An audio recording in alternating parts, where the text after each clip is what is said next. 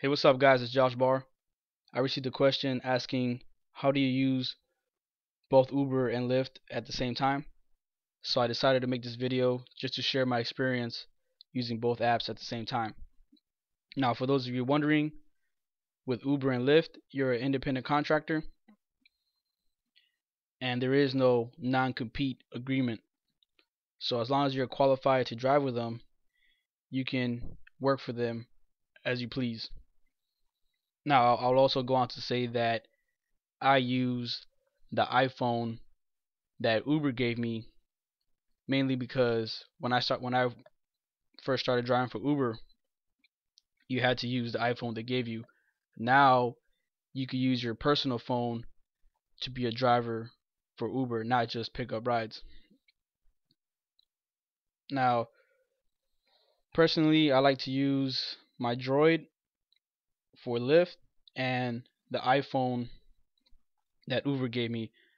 This this makes it very convenient and easy to toggle on and off and juggle both apps, go offline, go online, without getting too confused. Now, if you're using Uber on your personal phone and you're trying to use Lyft on your personal phone, um, I haven't I haven't tried it, and I don't know how that would work. Mainly because you wouldn't be able to share the screen or both maps using one phone. So that's why I like using the iPhone Uber gave me.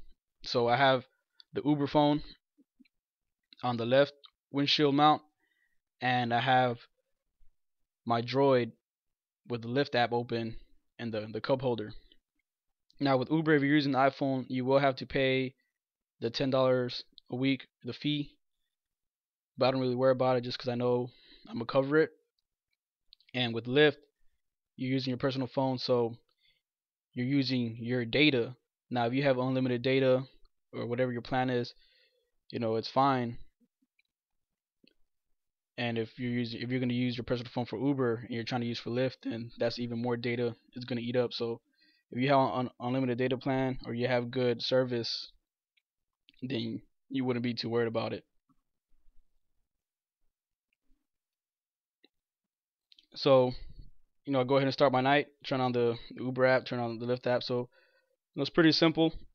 And if I get a hit with Uber, I'll accept it, and immediately after accepting the Uber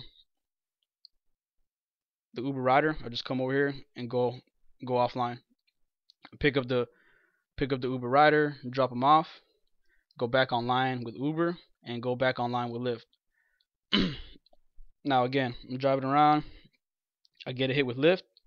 I'll accept the lifter, go over here and go offline, drop off the lifter, and go back online.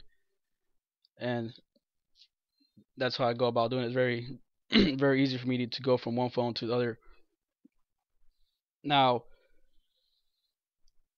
the way I run it, it's kind of like a first come first serve. Whichever one hits me up first, I'll turn off the other ones. Now, when I first started doing it, there was a couple times where I forgot to turn off the other app. So, for example, I got a hit with Uber. I accepted it. I was driving towards the rider, and I got a hit with Lyft. And I was like, oh man, I forgot to turn it off. So, since I was already en route and occupied to pick up the Uber rider, I canceled the Lyft. So, you just got to remember to, as soon as you accept one, to turn off the other.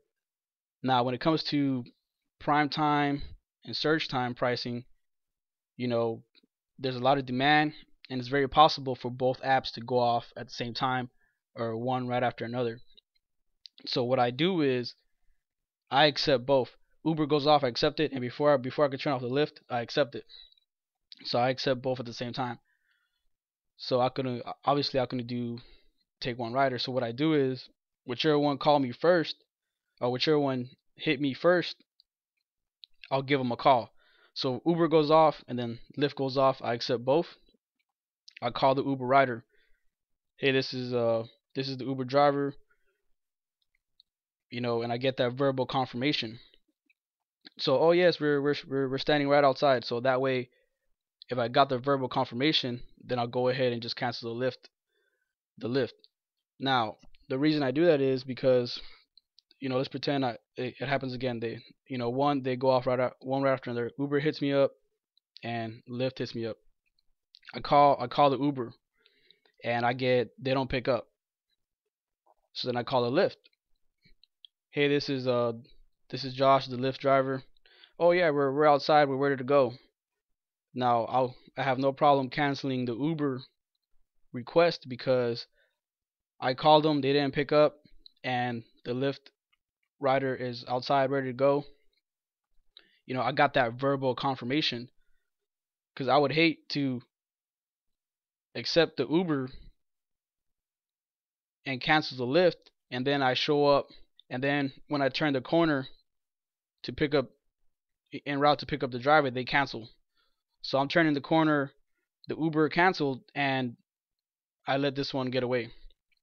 So what I do, like I said, I accept both, and I call whichever one gives me first, hit me up first, and if I get the verbal confirmation, then that's the one I go with. Now I like leaning towards Lyft a little bit more. Um, it just depends on the situation, but I like leaning towards Lyft a little bit more because you don't want to cancel too many Lyft rides. I like getting the power bonus. So the bonus, to qualify for the bonus, your acceptance rate has to be above 90%. Now Uber doesn't like you canceling requests either,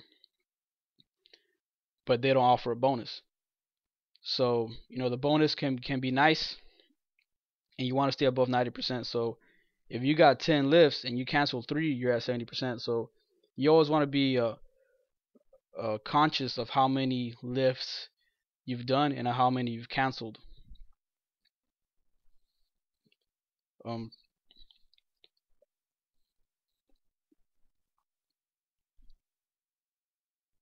yeah, other than that, it's pretty simple, pretty straightforward. So just make sure you get in the practice of, as soon as you accept one, turn off the other one, and watch how many lifts you cancel. Now, depending on how you run your business or your location, now you could be aware that the lift is at 200%, 150%, and the Uber's like right here is nothing, or the Uber surging times 3 and Lyft is like nothing. It's a regular Lyft, or 25%. So like I said, you want to be aware of how many lifts you're going to cancel because you don't want to mess up your power bonus. But if you calculate in your head, oh man, this is times 3 surge pricing, times 4 surge pricing, I called the customer, I got a verbal confirmation, they said they're going 20 miles south, times 3 surge pricing, then that's where you decide, what, I can afford to cancel the lift and take on this Uber rider. So it just depends on you. Be aware of who's surging, who's in prime time, and don't let the power bonus get away. So other than that, stay anabolic. If you have any more questions, leave a comment, and I'll see y'all next time.